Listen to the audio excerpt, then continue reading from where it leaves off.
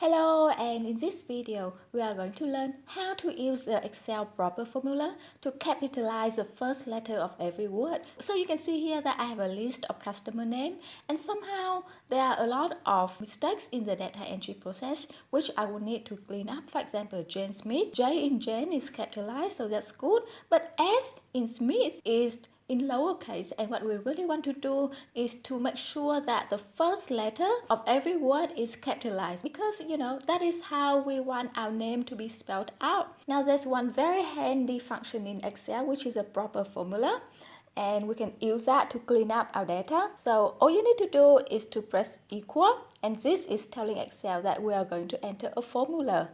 Okay, the formula name is proper. Okay, open bracket, and then the text is here.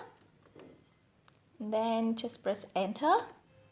Okay, this looks good. Now double click to autofill for the remaining rows, and there you go. Now if you will notice, when I press proper, instead of before, it is returning me RC -1. What does that mean?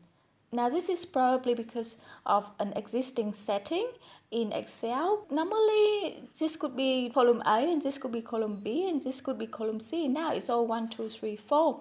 Alright, so let's learn how to fix it. Okay, let's go to option. Okay, let's go to formula. And here it is, working with formula R1C1 reference style. Now there are two types of reference style in Excel. One is row column reference, and the other is cell reference.